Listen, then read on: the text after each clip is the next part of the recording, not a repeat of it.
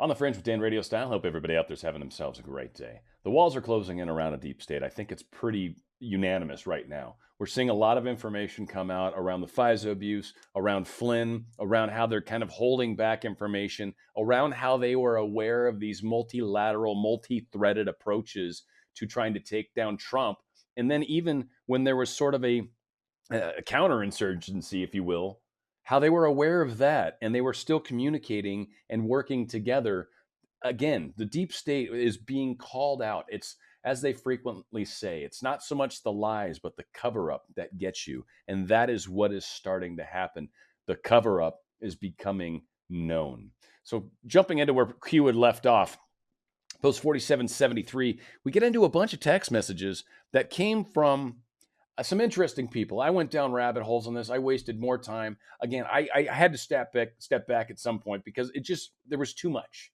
There's way too much here. Some of the key things that I really do think are important to point out. One, the timing of this, 2017, 4/11. That's something that's relevant and certainly kind of helps set where these discussions were relative to where we are now, where when Bill Barr came on board, right? Bill Barr came on board, I think it was January of 2019, or February of 2019, sorry, right around there. Durham didn't really start officially or tapped by Barr until May of 2019. So Durham is even brought up in these discussions in here, which I think is interesting. So that is going to be relevant here when we kind of read a little more on this Q post. It seems that Durham was kind of already looking into stuff. I mean, he certainly was involved with the government. I think on 2016, he was looking into this type of information, and maybe it led him here. So we've got a lot of interesting stuff around that. So again, discussions. There's also a big call out right here. Check Gmail. That's going to come up in the very next Q post. So keep that in mind because that's relevant as well. And it seems that there's a number of ways that spying was certainly happening, but there's a lot of information in here that definitely implies these guys that are talking to each other definitely had a conspiracy against the duly elected president. And this conspiracy obviously ran up a long ways. This particular conversation seems to be pretty high-level people. Strzok feels like one of them. There's a guy in there that uses the word dude a few times, which I thought was kind of strange. So I don't know. For some reason, Strzok kind of jumps out at my head there. And then we've got the second one, which is much the same, just more. And this is totally going to kill me tonight, waiting to hear. I agree strongly. Will all do. His staff may advise him otherwise. He's either a dead man walking and or a hero. Doing so only helps him, doesn't hurt him. Again, a lot of these discussions were very interesting. They knew a lot. There was a lot going on. You can certainly read into some of these. Again, I went down rabbit holes. It's so ridiculous how much stuff that I was digging into, just trying to understand what the heck Q is sharing here. So he obviously references even an older post, which is fascinating in and of itself. So we've got a Twitter post that you can't get to anymore because apparently this Paul_Sarin guy is no longer, his Twitter account's been suspended. And this article no longer exists. Go figure. So anyway, goodbye, Mr. Rosenstein, and RR still overseeing the special counsel. And this was, of course, December 12th of 2018. So this was a year almost. This were April of 2017. Okay, so we're looking here now 6 months later. Wow, a year and 6 months later. Holy crap. So schedule for tomorrow. Where is Huber? Nobody's above the law, right? And the whole world is watching. And then down here, what if there's another prosecutor outside of DC assigned by Sessions with the same mandate authority, one for the history books? Not long now. So that's referencing that Sessions very possibly had a two-pronged approach. I think they're hinting that Huber is very well part of that. And I've got a little thing pulled up. Huber was in charge of looking into the Clinton investigation, the server, the Uranium One. That was Huber's stuff.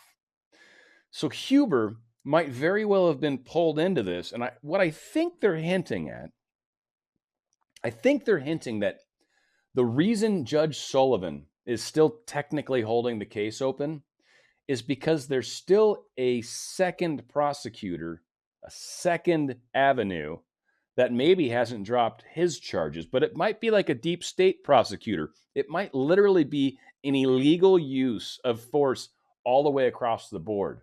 And that might be coming to the surface now. I feel like that's some of the crazy hieroglyphics. And man, this was a frustrating one. Even the Anons are like, geez, can you stop speaking in riddles, for crying out loud, fortune cookie man, right? Like, this is ridiculous how hard this is to figure out. But just to make matters more difficult, Q finishes off with, what did we learn this week? Well, Durham's true start, question mark. Yeah, we don't fully know, but they're talking about not telling Durham. Said they were told on Friday that the case will go to John Durham, not the NSD. This was April 12th of 2017. So when did when did Durham get officially brought into it? I think April 2017. Now, when did Bill Barr get him involved? Or when did Durham take over the stuff Huber was doing, I guess is what they're saying, or select parts, which again, I still think leaves that Flynn thing, but I think they're calling it counter foreign intelligence. I don't know. CF, F usually is foreign. Again, crazy friggin' riddles. What if there's another prosecutor outside DC assigned by Sessions with the same mandate authority? I think that's Huber. I think that's what they're saying, that Durham only got select parts of it, and maybe only because Barr only knew about select parts of it. Like maybe there was this whole separate channel, and might explain why the Judge Sullivan is still holding Flynn's case open, and can't necessarily say why, but because there's a secondary AG that's outside of his role, that's working rogue, that has a case open. It's a deep state operation for sure, and that's coming to light. That's all sorts of illegal.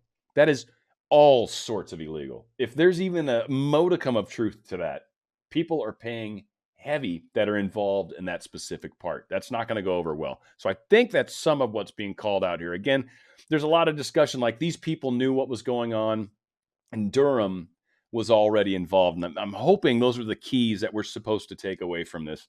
I don't know. It's hard to say. Now, one other article that I found, again, down the rabbit holes we went, but it's very interesting, and it's certainly relevant to this. 10 disturbing revelations from FBI Special Agent William Barnett on the FBI's Michael Flynn probe. This guy talks about 10 things. So Barnett believed the prediction for the overreaching Crossfire Hurricane investigation into the Trump campaign and the Crossfire Razor investigation into Flynn were both unclear and unconvincing. 2. Barnett was in the process of closing the Flynn investigation on January 4th, 2017. Again, we were looking at April 4th, 2017, or April 14th, whatever. But this is 4 months before that, right? So he wanted to close the investigation on January 4th, 2017, when Peter Strzok intervened on or around the date of an Oval Office meeting where the Flynn investigation was discussed.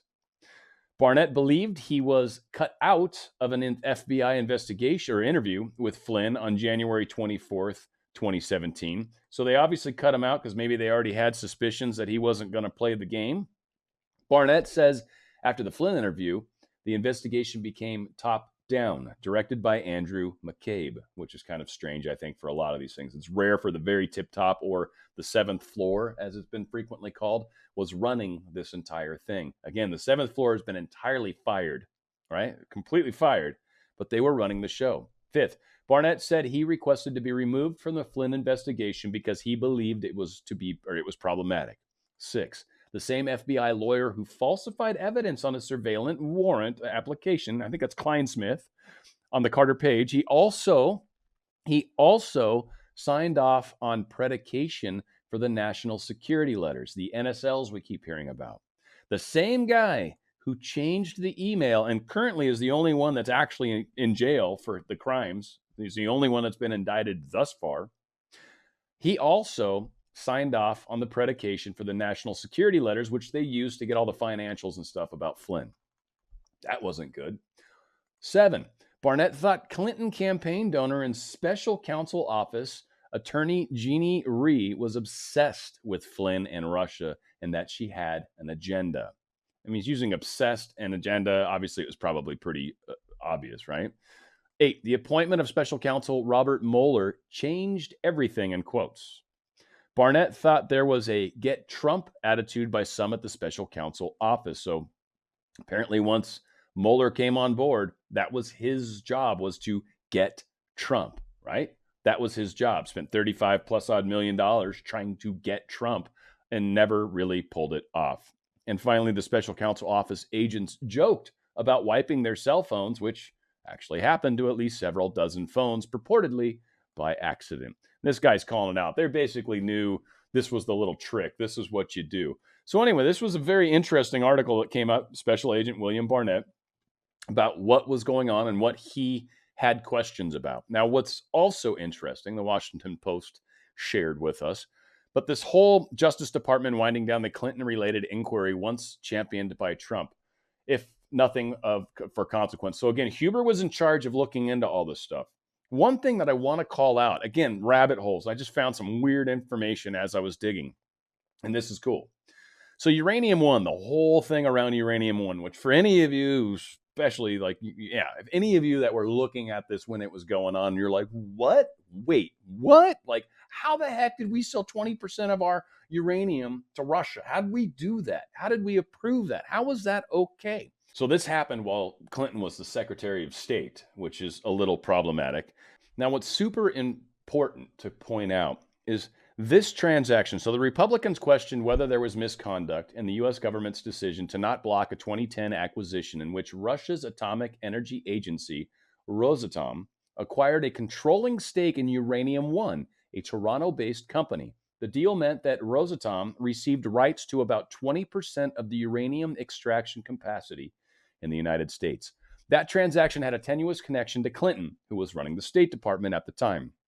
Under obscure government rules, the deal required approval from a multi-agency board because it involved giving a foreign government control of an American business commodity with a national security implications. The board, called the Committee on Foreign Investment in the United States, or CFIUS, is composed of representatives from 9 agencies, including the State Department. Clinton herself was never on the CFIUS board, but in rare cases, CFIUS can decide to intervene and block a corporate merger or acquisition if the board feels the risk to U.S. national security is too great. Conservatives question whether Clinton may have manipulated CFIUS to let the acquisition proceed, but current and former officials have denied that, saying such a decision was handled well below the level of the Secretary of State. I think some of us may question that, but certainly there might be some egg on her face surrounding that issue. So again, we learned a lot this week, didn't we? Awful lot this week. So possibly a secondary channel was going outside of the proper channels, right? And that's a little scary maybe. And Sessions might have started that before he was ever moved. And since no one necessarily knew about it, they didn't know to stop it. So knowing the way the deep state works, they're like, well, I'm just going to keep doing it because that's what I was told to do. Doesn't matter if the guy that I initially was supposed to support doesn't agree with that. So again, we're down here going, what did we learn this week? Check Gmail. So the question a lot of people are wondering about, and it's right here where it says check Gmail. So apparently there's some bad news in the Gmail. They were apparently watching some Gmail account. I think if we looked at the date and if we had a little more information and a deeper rabbit hole that I could dive into, apparently on April 12th, something major was found, but the suspicion or the implication might very well lie in the fact that this is how Google/Deep State were spying on Trump. Now, here's how we can talk about it. So in this post here, how might DARPA, aka Google, play out a role in the spy campaign against POTUS? How might that happen? So they said, think Gmail, because Gmail's free, and a lot of silly people think that if you have free accounts that you somehow have some sort of anonymity, or when you store information in the cloud, how they're not scanning that, or when you put your photos up in the cloud, you probably don't think they're scanning that. Trust me, they are. That's facial recognition, anything they can get their hands on picture-wise. Trust me, that stuff's valuable and worth a lot of money, especially if they can figure out who you know and who you hang out with. Again, it makes a very big deal. So they are very heavily involved in that. So think Gmail drafts. Now, what I want to point out, because I use Gmail some, and as you type emails, it saves your drafts every few seconds, constantly. So whatever you're typing gets saved into a draft. If you've got a little action to be able to pull drafts to a certain location, you can feed that off to another location or make sure you're directly reading the draft as it's being populated. And of course, if he doesn't finish the email and comes back to it, well, that draft sits there for a very long time. So it's very, very, very easy to take advantage of that. Now, they point out think ES resignation, and this is all going to connect eventually. I think that's the important part, hopefully the saving grace, and I hope it's sooner than later, but you like me, we're like, when? Anyway, ES, Eric Schmidt, this guy was basically in charge of the Google world for a while, I guess in March 2001 or 2001. Schmidt joined Google's board as director, as chairman, and all that, right? So one thing that's kind of funny I want to point out is one thing that almost always happens when you're high up the food chain, especially in big, giant, enormous tech companies, you get stocks. You get a lot of stocks, a lot of stock benefits, either get them at a cheap rate or you're actually giving them as compensation. And so it's kind of it's a cool thing. You know, hey, you got some stocks, you got a little bit of a retirement, you can sell them if you need to, but you got to report all that stuff. But whatever the case is, you made a ton of money, got a bunch of stocks. And what we also have, which is interesting, is in March of 2016, it was announced that Eric Schmidt would chair a new advisory board for the Department of Defense.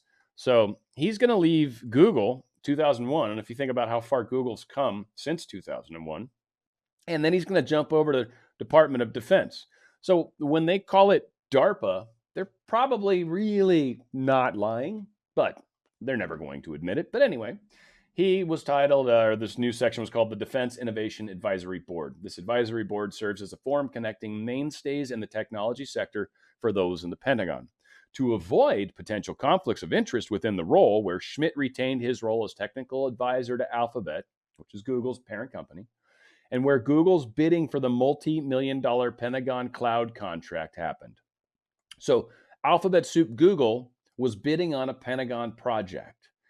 He was apparently not allowed to know about it, so Schmidt, I guess, was left out, right? He was like, there is a rule. I'm not allowed to be briefed about Google or Alphabet business as it relates to the Defense Department, because it's a conflict of interest, right? Because he works for the Defense Department up here. What's very interesting, though, is if Google makes a multi-billion-dollar deal with the Defense Department, whose stock goes really, really, really high? Isn't that kind of like helping yourself a little bit? I just think it's interesting how the world works. Needless to say, he left there at some point. I think he dropped out, in 2019, the end of the year, something like that. I had it somewhere down here. But whatever the case is, now he's just a philanthropic individual, the Schmidt Family Foundation, which was established in 2006. We don't really care about all that, but apparently that's pretty much what he's focusing on. And he still is doing the contracting work that he was doing for Alphabet Soup. So Alphabet Soup, I call them. That's kind of funny. Isn't. But wait, let's make sure we did. Yeah. So what did we learn this week? Check Gmail. Something to consider, guys. If they want to spy on you, trust me, they are. They probably are on so many other levels anyway. Like, again, man, you just watch some stuff with Snowden and it'll blow you away. And that stuff they're just allowed to talk about. And if you get into any of this technology stuff at all, you'll start to realize there's a whole bunch of stuff that can and does happen. 4775, really cool picture. This, I'm guessing, is when he was building Trump Tower in New York. This looks like New York to me, based off of, it's one of the only places I know that has this many super tall buildings. I also know Trump's building isn't the tallest. Makes me think he's probably on the top, and he's getting ready to put the flag up. And it's just demonstrating something. And I could have put this in tin eye to try to figure out when this was, but he looks super young. I think it's easy to suspect that might have been around the 90s, maybe the 80s. Trump looked a lot younger. He was building the building and holding the flag because he's a patriot. This guy's always loved the United States. And as much as the deep states tried to shame him every way possible, he's still standing pretty strong, which means they don't really have anything on him, right? His taxes are clean. His records are clean. Everything's clean. It's a trip. So hard to say.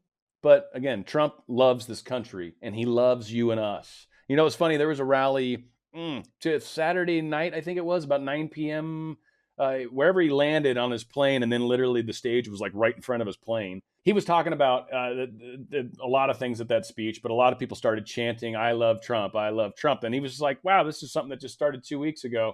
And it's like, it's really cool. And he goes, "I love you guys." I think it's pretty cool that this guy loves this country and he loves us.